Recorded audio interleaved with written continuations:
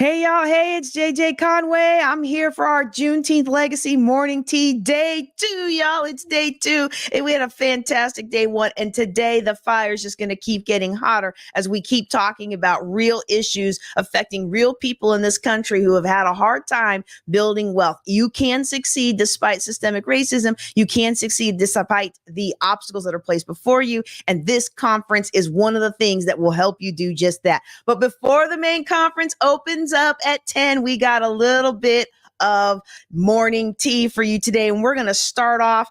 How do I get everybody back on? I clicked something and got me. There we go. We're going to start off with a little video by D1. It's called I finished paying Sally Mae back. And I tell you what, I met this brother at an all-black national conference, and I had been using this song, and the one I'll play for you is tomorrow. I had been using his songs in my conferences, and I didn't know he was the same guy till he started singing. And I was like, wait a second, I know that voice. And so I'm very proud of this young man. You know, he always gives honor to God and sings a lot about the Lord. I'm very proud of how far he's come and what he's doing with his life now. He was teaching at Harvard this past summer. So, but I'm going to start off with this song called I Finished Paying Sally Mae Back. Because, you know, a lot of people, now I live a debt-free lifestyle. I teach a debt-free lifestyle. I know there's people out there that have made a lot of money leveraging debt. And even Dave Ramsey himself, y'all, I need to download that clip. The other day he said, well, you can be a millionaire without debt, but I don't know if you can be a billionaire without debt. I was like, ooh, he said that. And there's a couple other things that he talked about that were a little bit contradictory. And I'm one of his top coaches, so I don't, no shade, but you know, I understand that debt plays a lot of role, but I ain't never heard anybody talk about college debt being good debt. College debt's not bankruptable. And if you get a privatized college loan, there's no restrictions and no legalities to protect you. And a lot of our people are finding the wealth they work so hard for being siphoned right out of their life and out of their children and grandchildren's lives due to these obnoxious, demonic student loans. All right, let's go ahead and roll that video here.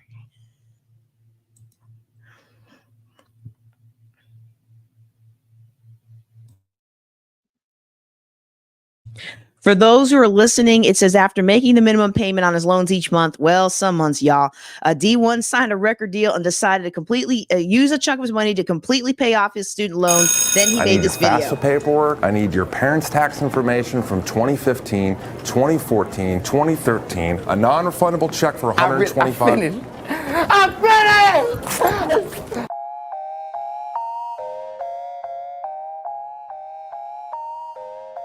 I finished.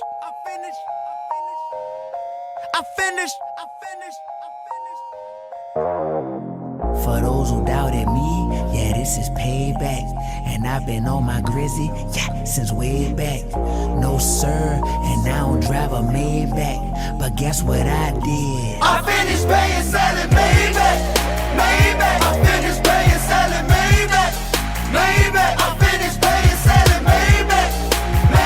I finished paying Sally Mae back.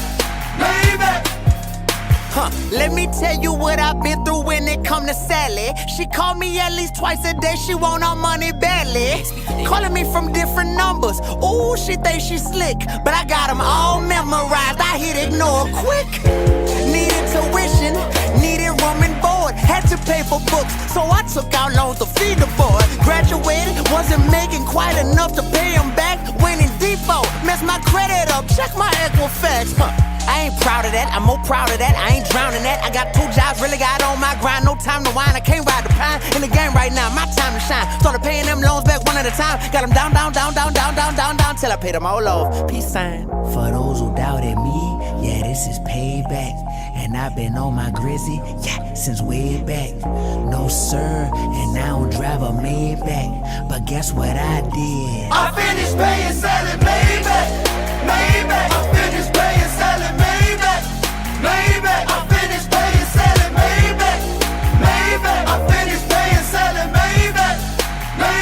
Look, walk inside my crib, yeah, you know I just had a long day. Just got off of work, they got me drove. My boss kept me late. Walk inside the kitchen, grab a dish, and then I fix a plate. Bread, beef, and rice on a Monday. Then I sit down on the sofa, grab the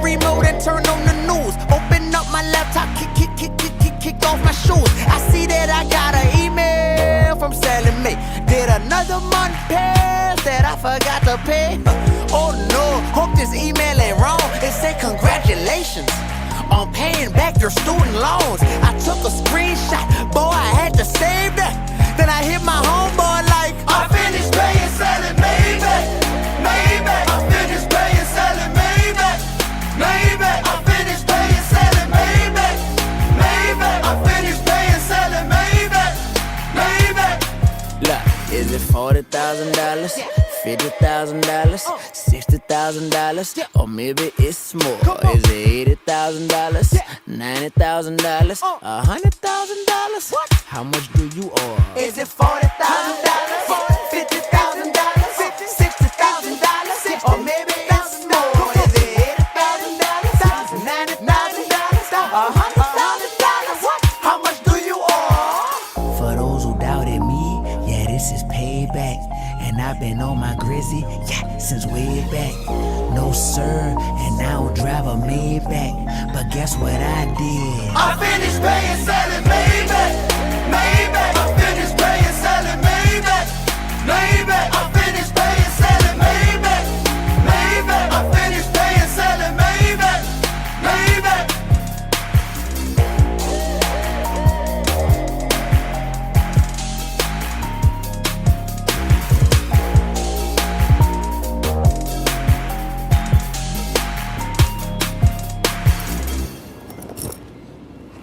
Hey, my guy, I thought I told you bring it back on full.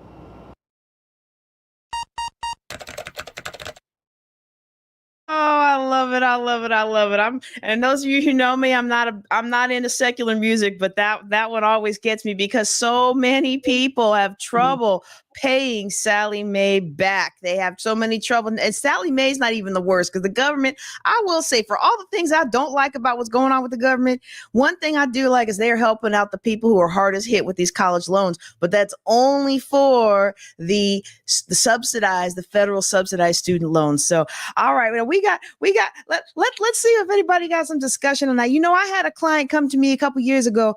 She was, and I've got another one right now that's almost $500,000 of student loans, but she's working in her field, and I know she can pay that off in a couple years. And I think she can pay it off faster than she does. But I'm gonna keep believing for her. But this other client a couple years ago, she had like $400,000 of student loans, and they were privatized student loans. So no federal regulation, no assistance with the government, no nothing, not bankruptable. There's nothing she can do. She is stuck with that thing for life. And her interest rate, y'all, 36%. And the worst part about it, I know. The worst part about it is she's like, but I went to school for law. And I went, and she said, but I went and did the bar, and I got to practice in law, and I realized I didn't like it. And where my heart was in social work. And I never have said this. I've only said this one time in my financial planning career, because I'm a big hearted person. And if you shine as a teacher, I want you in the classroom. If you shine as a social worker, I want you helping kids like I was. Right. But I said, hon, you might have to just go back and grin and bear it for a few years, because I don't know how else you're going to get out of $400,000 of loans at 36% when you're making $36,000 a year. That's less than the interest on her loans, y'all. And so I just, man, if we can encourage our kiddos to go to school without taking out student loans, I would appreciate it. Because some of us, I know we're a little bit older than we look today, because black don't crack and beige don't age, right? But I bet y'all remember when it wasn't so easy for all of us to go to college.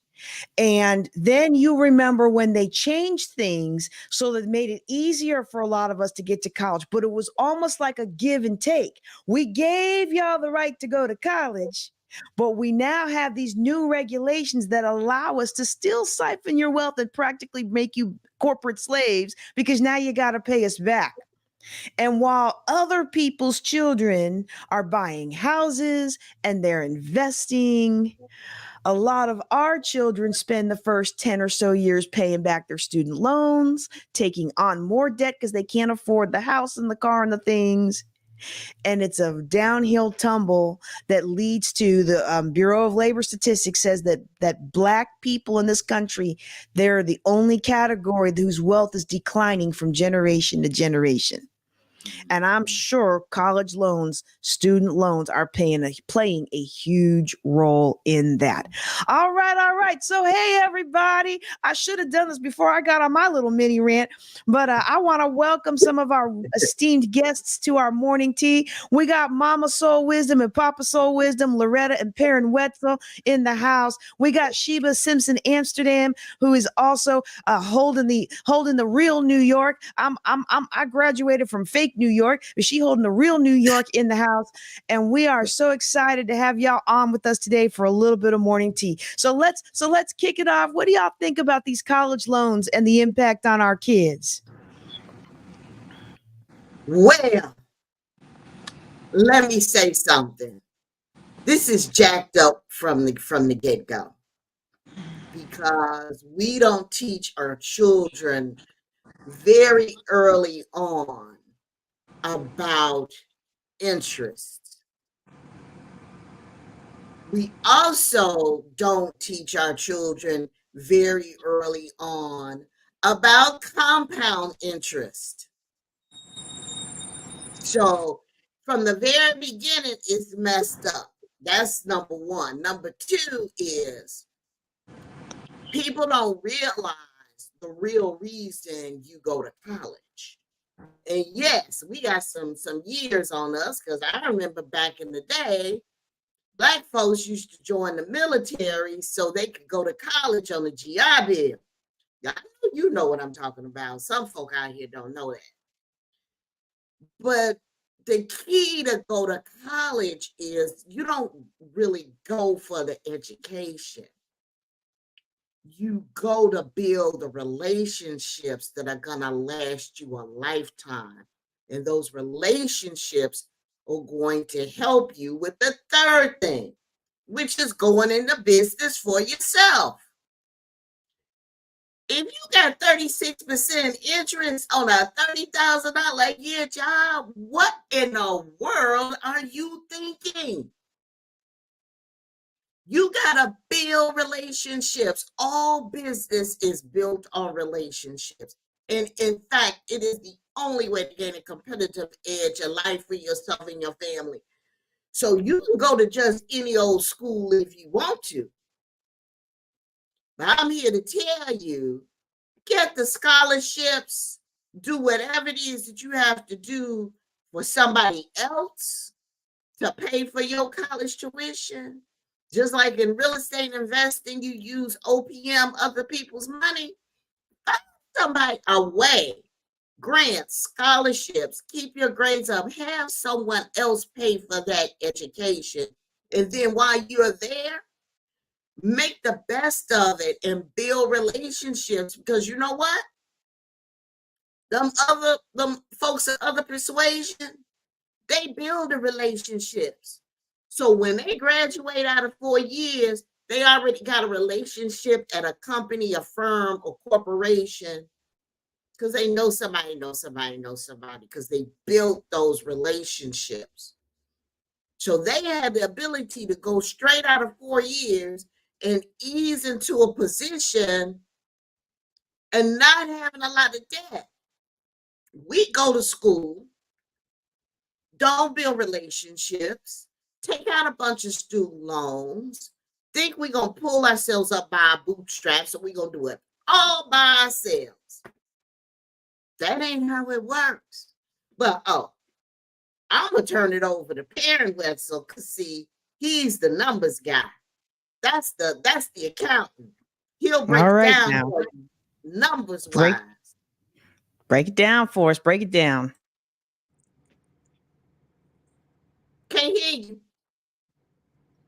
Can't hear you. He's unmuted. You might have to connect your microphone. I don't know which one you're using, but I can't hear you. Oh, you said okay. All right. Go ahead. While he's getting that straight up, go ahead, Sheba. Go ahead, Sheba. Good morning, everyone. I just want to jump in real quick because when I scheduled this, I forgot that one of my grandson's graduations was this morning. So that's why I'm in the car. But I wanted to jump in and say I agree with most of what Miss Wesley said. However, I think going to college is about relationships, but it's also about learning. Learning, learning what you want to do in the world, finding your purpose, and educating yourself as best as you can while you're in college. I also know that student loans is again systemic racism towards Black and brown people. They know that most times kids don't come with a wealth of money or knowledge about how to finance their education in college. Thank goodness the Board of Education in New York City is doing so much better in um, allowing kids to learn about financial literacy. One of the programs that I run in my school is about financial literacy, learning how to deal with money, how to stay out of debt, how to get scholarships based on race, based on skills, based on um, even if you are someone who knows how to sign language, you can get a scholarship. So our kids need to start researching more. I'm sorry. Okay. Can you hear me now? No, that's okay. And yeah, we hear you now, Pierre. Okay. And Sheba, I did not mean to apply that the education piece wasn't important. No. Absolutely. I'm sorry. That's okay. Excuse me. All right. That's my perspective. In terms of education, I think kids are realizing that education is important, but it is also about finding their niche in life and saying, sometimes college is not for me. Maybe I can become an entrepreneur, and we're seeing that more and more. I'll yield back. I think there's room. I think there's room for both sides, you know, and it really depends on where you go. I went to the Air Force Academy, which is considered Ivy League, but it's a service academy, and so you graduate with a commitment to serve in the military. And even though my career major was physics, even though physics with a math minor and a concentration in space physics, even with that, we still had to take classes in philosophy and law and management and all of these things that have nothing to do with physics. And I was irritated as a cadet because, like, you know, I mean, you just want to have a break sometimes. And the program of study was very rigorous. Yet today, that program of study today, still, I can draw on what I learned about law and what I learned about economics and what I learned about philosophy and what I learned about psychology and what I learned about this, that, and the other. English and history. Well, I mean, English and history, every college makes you take some of those things. Well, not history anymore, right. But I will say this is a difference in cultures, because those cultures that are those children, and it's not just white and black or brown, those cultures where the child is coming from a family that already has. A lot of times they are not going to college to learn. They're going to college to get a piece of paper, to build relationships, and to party. All right. Now I see that parents got his mic back on, but for me, I needed the education. And so I think there's a mix of both. My son is going to get my son chose him an HBCU. I didn't even have to push him into it, y'all. And in fact, I'm happy for him. You know, at least he chose a school that's aligned with my brand colors, the gold and the blue, but go Aggies. But I kind of didn't want him to go so far from home, but he was like, no, this is what I'm going to do. He's always wanted to be a mechanical engineer. He's always wanted to design race car parts and things like that. That's something that's always been his thing. And so, yeah, for stuff like that, you're going to need some education. However, I have been telling him, look, as soon as I announced that you're going to North Carolina A&T, people I didn't even know were paying attention to me are like, oh, I got family in Greensboro. Oh, I went to A&T. Oh, we got your boy covered. We got him covered with prayer. We got him covered with the network. And I'm like, honey, you better use this network. The Bible says, That's forsake the not your friends and relationship, your fathers. baby.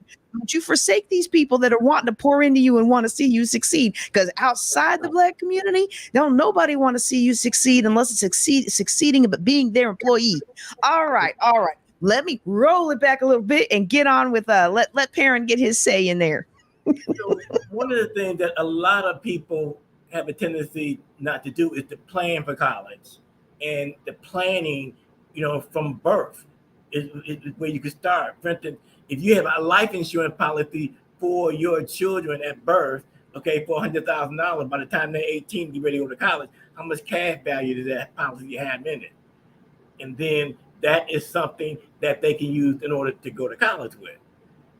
And people don't even realize just the little things. If you save $1 a day, by the time your kid is ready to go to college, how much is that? How many dollars is that? And then you compound that. And it starts at the very beginning. We need to train our young people. It starts with just, that first step, and it continues to build. When you first took your first step, it was really arduous. Then you wait to the second step and the third step. We need to build in them that once you get to momentum, everything starts, that there's abundance. And when people think about in terms of abundance, then your whole mindset changes, and you'll be able to have that college, and the students will not have that debt because you're thinking in terms of abundance and continue to grow. Because everybody has a habit, leakage, what we call it, where you losing money. You pay for a subscription at $199, and you meant to cancel it, and you look up, it's been 5 years later, they've been charging you $199 a month for 5 years. All right, and even in business, I was paying for my garbage, but I was going through a third party person. I didn't realize that until I get ready to change my service, and the third party had been charging me almost 50% more than if I went directly to the vendor himself. So those just the little things, and the little things add up. The micro distinctions are going to be the distinctions. They're going to be the difference between individuals being successful and not being successful, and being able to realize that college is affordable and not unaffordable. Think of it is a good investment. It's one of the best investments you can make in life. And another thing that people have not realized is that when we were in college, you received the same amount of money from the federal government as they do now. And that was 45 years ago. They give you like $2,275 for the federal Pell Grant. But tuition had gone up 5 times, 100 times. Okay, yeah, you're right, at least 10 times, because it's going up that much. But the government has not changed their policy. So you're not looking for the government to give you anything. They're going to always try to hold you back and think of it's not a good investment. It is a good investment. You start from the day that your child was born. Absolutely. And for those of you who, those of you who don't have a kid going to college, I found out the hard way. Last year, I had enough money to pay for out-of-state tuition at North Carolina A&T. He would not have applied for North Carolina A&T if I didn't have the tuition to pay, the money to pay for it. But when they published this year's prices, they went up. And it wasn't just North Carolina, a whole bunch of colleges. Parents all over the nation are like, whoa, the tuition went up 50%, 75%, 100%, 200%. Well, one thing I will say, and I love how Perrin brought this out, is we have been, I'll tell you what, this is one thing my ex-husband did do, is he never stopped paying his $25 into my son's 529 plan. So every month I put in 25, and ever since he was born, we both put in 25 a month. I think we started it with $1,000. And then when the market crashed and we lost all the properties and I was $800,000 in debt, but we didn't do it. I pulled it out of the child support, which did come back then.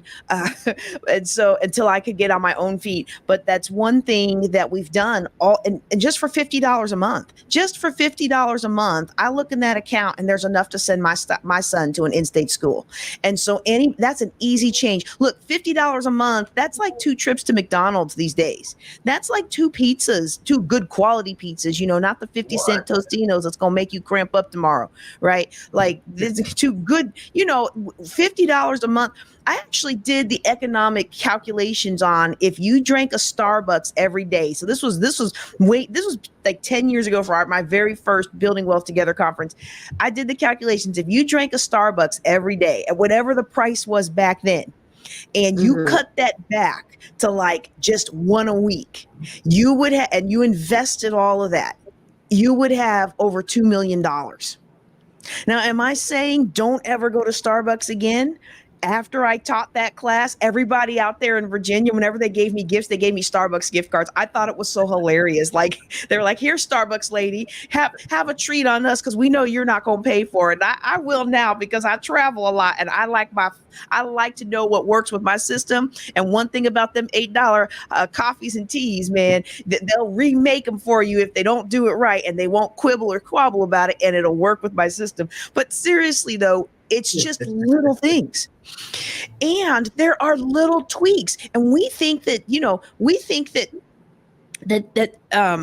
oh man, I've got so much I want to say on this. I need to figure out what's the best things to say. But one of the things that a lot of people don't know is grandparents can open up 529s or other accounts for their grandkids, and it doesn't count against their financial aid. And I remember thinking, and it wouldn't have mattered in my son's case because they changed the FAFSA rules this year. If you have a small business, all of that is included. Like my son has no hope of getting financial aid except for the fact that he merit-based band scholarship, or football. He got football and rugby offers, but he's going A&T's going to be in the band. But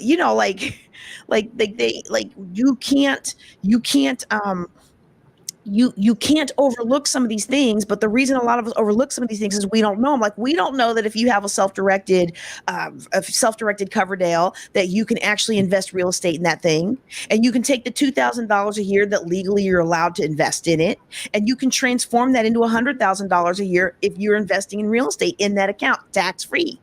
We don't know those kinds of things. And whatever little investing we do, because, just like Perrin mentioned, we don't understand the small tweaks that can result in tax-free vehicles for us to fund our kids, or not even tax-free, but just vehicles in general to fund our kids' education. But like, how did we not know about that? How come nobody's teaching us about that? How come nobody's teaching us that here's ways to get the education you want, the connections and other things that you want?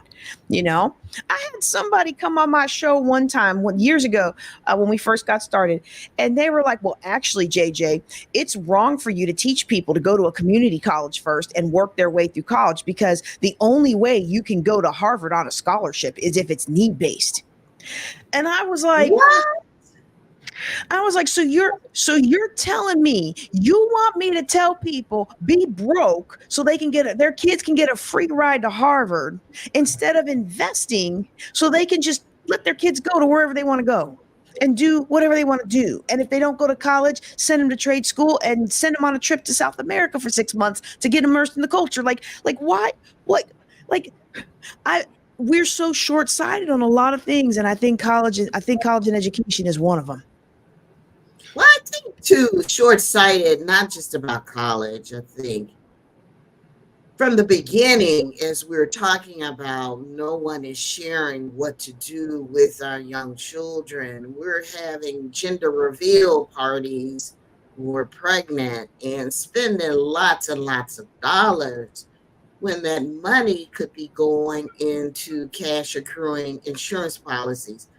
Then when you get to the other end, when someone dies in the family, and then basically, if all you have as an option is GoFundMe, that's like passing the hat for you to be able to bury your loved ones. What if the concept of insurance that accrues cash value at an early age for all life events, for birth, for death, for college? Nobody's having these conversations. So it starts from the very beginning, but instead we're focused on the consumerism and the status of the material things that we own and control. And I made it, I'm successful. I like nice things. Don't get me wrong. But you also have to plan for life happens. Stuff happens. NFL players get injured and they think they made it big, and 1 year later, they living in somebody's basement. You got to prepare and plan for life events. And I think that's something that we don't talk about enough is the planning part of it, because planning is not sexy and planning doesn't sizzle. And our culture, I mean, it's really hard to define Black culture as any one particular ethnic culture, but generally speaking, people of color are not looking.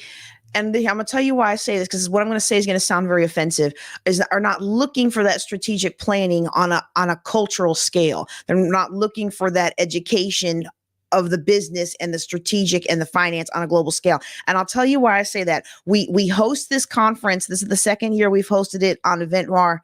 And I love working with the page. It's a little bit more pricey, but it's a completely Black owned business. Full disclosure, I was one of the seed investors when they first did the call for investors. I was like, I'm going to get in on this because I don't know where it's going, but I like to support Black businesses, and I'm hopeful that it'll grow as large as Eventbrite or other things.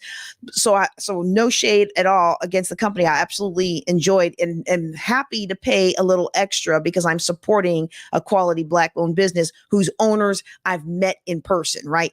And so one of the things that concerns me, though, is every time I go to categorize this conference, there is nothing to categorize this conference under, because it's all nightlife and music and entertainment and social and I don't even think social injustice is one of them, because I think that's probably where I would have put this if it didn't have finance. But there's no finance or business events category. And I have said multiple times, hey, some of us like to put together finance and business events too. But in their coding and their programming, they went to where the bulk of the population wants. And the bulk of the population that will search for events on a website geared towards Black sponsored events do not want business and finance events. And that to me is very, very, very sad. But I'm gonna while y'all are responding to that, I'm gonna pull up a graphic. We were talking about NFL players before we started the morning tea, and I'm gonna pull up a graphic for y'all, and we're gonna have a little conversation about our sports stars and aspiring sports stars and how they can do better with their money. Well, one of the things that we have been programmed to be consumers, and as consumers, the only thing you want to do is what the next gizmo or shoe or whatever it is that I can get right away. And we want to become capitalists because we live in a capitalist society. The only way you're going to get a competitive edge is you have some type of business. And that's why should be one of our focuses, how to run a successful business. We have our kids, they're playing a video game. Why don't they make the video games? Okay. We don't, we want them to, yes, engage in the game, but at the same time, think of how they can improve the game and capitalize on making money out of the game as opposed to just being a consumer of the game. Absolutely. And I like how you said making money out of the game, because there's athletes out there who have sponsored and game companies thinking, hey, this is the future, but then they didn't have the business sense or the business mentors or the understanding of how to work with people and build relationships in order to maintain that. And so when we stop being a consumer and look at being a provider, one of the things we find out about being a provider, when you provide a solution to meet a need, even if you don't call it a business or think it's a business, when you provide a solution to meet a need, that is where the transfer of wealth happens. You are transferring your expertise and solving somebody else's problem, and they are compensating you financially for your time and expertise and the value that the value you bring to the table in solving that problem for them. All right, let me go ahead and pull up this graphic here. So this is a photo of Rocket Ishmael with my family. Let's see if I can make that a little bigger for y'all. And I had a video of him at this event. And y'all, the cubby there, you can see how long ago this was. This was SportsCon. You see how small Philip was back then, my firstborn miracle baby. And I'm the military volunteer coordinator at SportsCon. So when we host the athletes, every athlete gets paired with a military escort, and they go around and visit different vendor booths, and they do public appearances and signings and things like that. And so my military escorts are in charge of making sure they all get to where they were going to go. Well, right off the bat, Rocket decided he was going to do his own thing, because I mean, he still met his obligations. I'm not saying he didn't meet his obligations. He was fantastic, but we had other things I was trying to get him to do, like on the nice to do list. And he saw this young Steelers player who had just been signed, new draftee, and he pulled him aside and he mentored him. And I actually made video snippets of him mentoring him, basically explaining, hey, when you get that first paycheck, don't do like all the other guys do. Don't spend it all on chains and women and buying houses. Put most of it into investments. He's like, buy you a nice house for you and your wife, because his fiance, the guy's fiance, was there with him. Buy you a nice house for you and your wife, but don't buy too nice a house. Put the rest of it in investments, because you don't know where this future is going to take you. You don't know how long you're going to be in the NFL. You don't know what's coming down the pike. Take advantage of what you've got now, and if you do that, you'll be set for the rest of your life. And there's a fascinating ESPN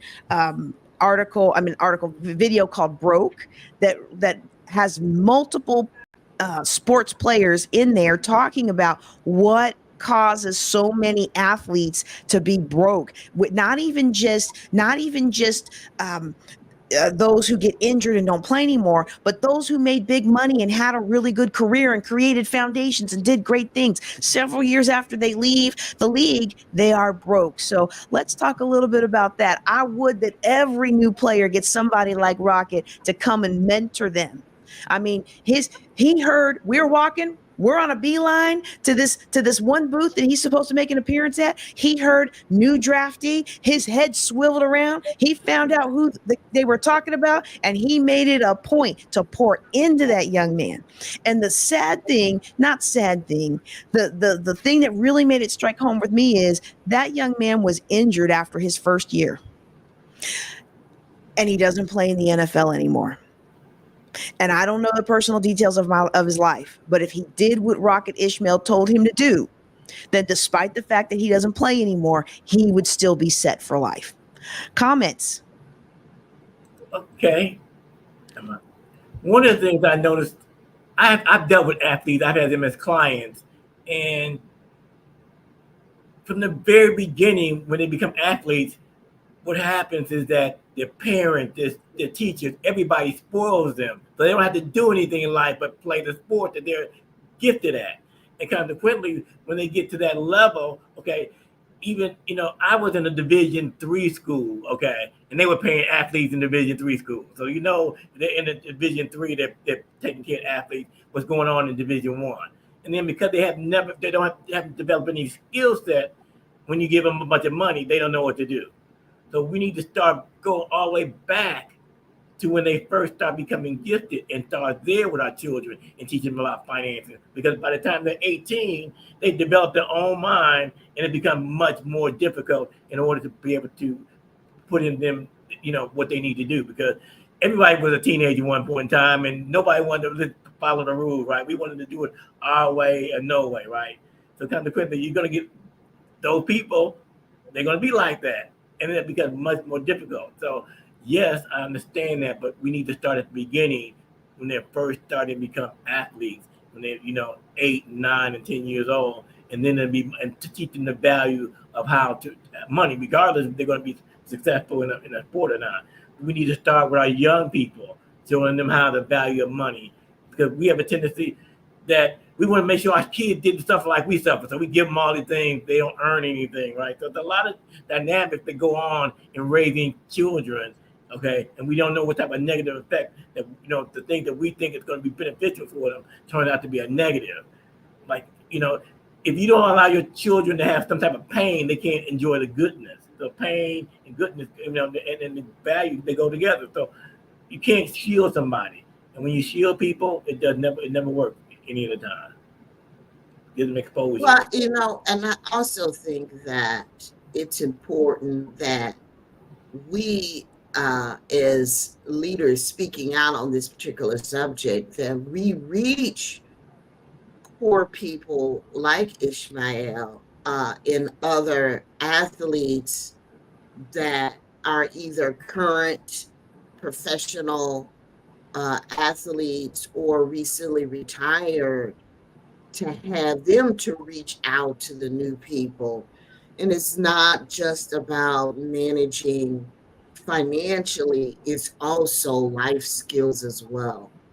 Because one of our business colleagues is an attorney in family law, and the things that she has to deal with when it comes to professional athletes that they could avoid, right? It's costly divorces, it's ignoring child support, it's doing really crazy things with your lifestyle that's going to impact you financially, because nobody took the time to pull their coattails like Ishmael did and say, look, don't do this instead. So if you are used to having external firms, well, the agency say just do whatever this agent says for you to do, or just do whatever this firm says for you to do. Oh, they count my money. I don't count my money. I let them pay all my bills. I let them handle my investments. So you haven't developed any critical thinking skills. You surround yourself with professionals, but then you gotta be wise enough to have checks and balances. You gotta ask the professionals that are handling your money questions. Understand, become knowledgeable. But they think that, well, I got it made. I got this gift. I'm in the NFL. I'm in the NBA. I'm in the whatever professional league, and it's hands off of their money. I'm just gonna do what I want to do. So we have to be able to get to them through players that have already been through what they're about to go through. I think that might be a solution. Absolutely, absolutely. And I think some of it starts young, starts like Perrin was saying, very, very young. Because I think about my son, and my son is not going. He got offers for football, rugby, but he's going to do band at North Carolina A&T, and I'm very happy about that because I don't have to worry about him getting hurt. But at the same time, he's been told, like, people have come up to him and been like, "You've got to." Yes, ma'am. Oh, okay. Yeah, people have come up to him and been like, you've got what it takes to be in the NFL. And I'm not talking about scouts or coaches. I'm talking about actual NFL players, former NFL players. And so I try not to fill his head with all that stuff. And in the back of my mind, I'm like, man, he's got something, right? But he's not doing that. So he's taking himself out of that equation. But one of the things that I saw, even on his little high school Twitter page, which they say mamas and dads don't manage your kids' page for him. But this is what I saw with my son. He is so busy playing the game, and he is so busy studying the game, and he is so busy building what his teammates need and helping his teammates get the skills they need for them to work together as a team, that he is not even thinking about all of these other things. And then all these young ladies are on their high schooler websites. Hey, honey, come look at this. Hey, honey. Hey, big man. I'm so proud of you. Like all of these. I mean, they start early. And if we're not educating those basic principles, then we find that you can fall into this trap. Because, and I used to think it was just, oh, well, you don't care. You don't want to pay attention. There's a clip I'm not going to play. I had a clip, but we're not going to have time, I don't think, to get to it, where you go through these interviews with Mike Tyson. and I pulled clips with different interviews from Mike Tyson, and he was basically a guy having fun and doing what he do. And I look at my oldest and I'm like, you know what? That's how he's been. I'm just a guy having fun on the field, doing my thing and making it happen, and having a good time, and not worried about the rest of it. Because once you make it big, you don't ever think that you're not going to keep being big. And so all these traps and pitfalls, I'm like, if we could just get our kids to understand, always give, and whether you agree in tithing 10% or another factor, always give and always save and spend less than you make and invest the rest. Like, if we could just get them to do that, if I could just impart that to our children, and then once they've made it big and they've saved and they've invested, now we can talk through the business aspect of what are you going to do with the rest of your life. But I need to get you there first. And so it's humbling for me. It's humbling for me. I never thought I'd be the parent of somebody who just doesn't care about money.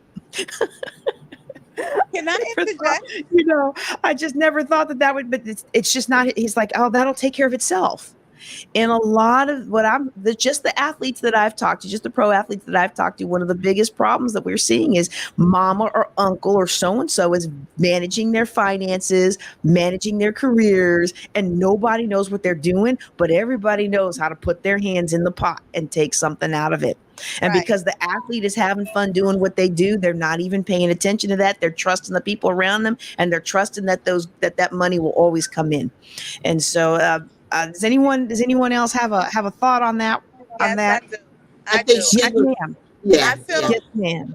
I think we need to have a mandatory weekly class for athletes we know are going to go to the NFL or play professional athletic sports, because a lot of these, what happens to them would be mitigated. And I think that's from even in middle school, we should be looking at teaching kids financial literacy. It is so important, especially now with the way the economy is.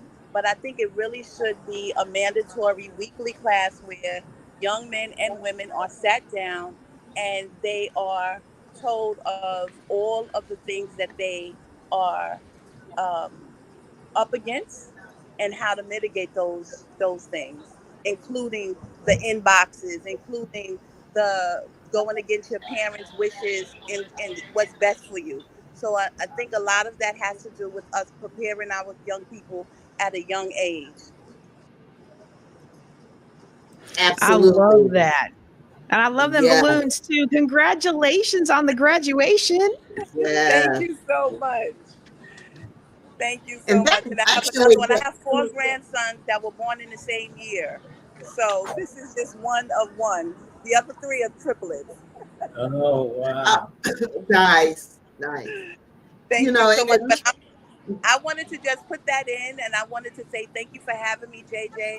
This is an awesome opportunity for people to learn about financial literacy as well as myself, because guess what? I'm about to retire, and I'm still just paying off my student loans.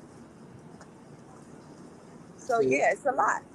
It is a lot. And we don't realize it because it's so normal. We don't realize it. One of the ways that I finally convinced my husband, we were dating and I really liked him, but I teach a debt-free lifestyle. And so I'm not knocking anybody else's lifestyle, but I've been in $800,000 in debt. So I teach a debt-free lifestyle. And I was like, I really like this guy, but I can't marry a guy who's got all this debt. The way that I convinced him that he needed to start paying off his debt was I added up all his debt and I calculated that year we were actually on the road to the playoff game where the Saints whooped up on the Phillies, and on the Eagles, and we were in Philly, and I said, look, we're going to this playoff game. If they win, they're going to be in Seattle or wherever it was, and I calculated the flight and the ticket and the hotel, and if they win here and if they win the Super Bowl, we're going to the Super Bowl. Here's how much everything costs, and I calculated it all. So we call it Super Bowl finance, right? The class that I did on this. So if you added it all up and you divided it out, what you're paying in debt payment every year, we could be going to every playoff game that our teams make it into and the Super Bowl every year for what you're paying on debt. And that light bulb went boop, and he is out of debt today. Amazing. And people think, oh, well, I Daddy, wish you I have had this. someone like you 30 years ago, JJ. I wish I'd have had someone like me 30 years ago too. I might not have ended up with $800,000 in debt, but that's okay because because it's paid off now. If it hadn't been a pandemic in 2020, we would have had a JJ's worth nothing party because I was finally at zero, and now the trajectory is skyrocketing, y'all. And I'm not gonna stop until the Lord tells me to. But it's just we don't know. We don't know. We don't know that you can live without a car payment. Well, guess what I discovered? I done bought 3 paid-for cars this past year. And I hated to see that money come out of my bank account. But you know what I don't hate? I don't hate not having a car note. Child, I Hello. just paid mine off last Hello. month, so I get it. I get it. I want to just say thank you again. I'm going to sign off so I can go to my grandson's graduation. Be blessed, and I will be back on later on to look at everything going on today and tomorrow. All Y'all right. take Thank care. you. All right. Thank you, Sheba. I love it. And it really ties back to family because we're our children's first teachers. And And if we don't teach them, somebody else will. And what somebody else is going to teach them is going to be advantageous for them, not for our kids' future, generally. Yes, That's I would definitely agree with that. Well, we are about out of time for our morning tea. I really appreciate y'all being here today. We're going to get ready to kick off the main conference in about 2 or 3 minutes, but I just want to reiterate that some of these financial issues that are going on in the world today, if we could band together and if we could help educate each other and be that support, that relational and business and investing support for each other and for each other's future generations, then a lot of these things in the news, a lot of these athletes going broke, a lot of these business owners going broke wouldn't have to happen. And instead, it'd be the stories of wealth building. Although this is, we got 2.5 more minutes. Although one of the things that I'm noticing that really makes me sad, and I'm just going to throw it out there real quick. I've noticed that most of the successful people of color that I know who are multimillionaire and higher, you wouldn't even know it just to see them walking or driving. You wouldn't see it in the car they're driving. You wouldn't see it in the clothes they're wearing. And I even had one guy, I was at a speaking event one time and I had on a brand name something or other. And he's like, you shouldn't wear that anymore. And I was like, what do you mean? Everybody keeps telling me I need to come up and wear more brand name stuff. And they're like, no. He said, if they're not paying you to rep their brand, you shouldn't be repping their brand. And I had never stopped to consider it. Yeah. What do y'all think? Look, I have no problems walking around looking like an everyday, give me a t-shirt that's comfortable and a pair of jeans and some regular old gym shoes. It's fine. I absolutely agree with them. Why should I represent their brand if they're not giving me a stream of revenue? But we haven't been taught to generate multiple streams of income. We've been taught instead to use our physical labor to trade time for dollars. We're addicted to our labor, and that's what we've been taught, and that is what needs to be broken. Absolutely. Perrin, you want to add anything before we sign off? Yes, and education is in many forms, and the education that we give our children outside of the classroom is just as important as the education that they provide in the classroom. And we have a tendency to neglect that we are their first educators. So what we'll do is we'll let the TV educate our kids or let the iPad educate our kids. We need to spend the time to educate our kids when they're young and not just let somebody else or item or thing educate our kids. We need to spend that time in that education of our children. That's critical. Absolutely. And that sometimes means learning what we don't know. That's right. I learned a version of parenthood that wasn't necessarily good for my future generations. And I've had to put in the work to learn how to be a good parent. I've had to put in the work to learn how to be the educator of my children's life. And I've had to put in, and I'm sure many others watching this today have had to put in the work. But a lot of us, we don't know what we're doing. We don't know what we're doing. Like for example, my little one is very big in entertainment, not very big in entertainment. He has the potential to be very big in entertainment. He's been in a couple plays and he's been really good at it and singing and stuff. And I'm like, whoa, he's got a talent. Well, I don't know anything about that space. I'm a scientist by trade, like, and a financial planner. Like, if there's anything I don't do, it's sing and dance. And I've had to actually learn, like, I'm not going to let these people pour into my son about his value and his worth. I'm going to pour into my son about his value and worth, and I'm going to learn about the industry he wants to be in, and then I'm going to put forth the effort. So, my goodness, y'all are always such a blessing. I feel like I learn so much from y'all every time we meet Thank together. you, JJ, for always having us, opening your door. Your conference is wonderful. The more of us out there that are speaking about financial literacy and educating our family, the better off we all are. So thank you for having us. Yes, thank Thank you. It was always a pleasure, and we're going to have a great day today. All right, well, let's head on over to the broadcast page. I'm going to go ahead and put it in the comments. It's Juneteenth Legacy Live.com, and we will go ahead and kick off the official conference for day 2. Y'all take care. Be blessed. All right. Be blessed.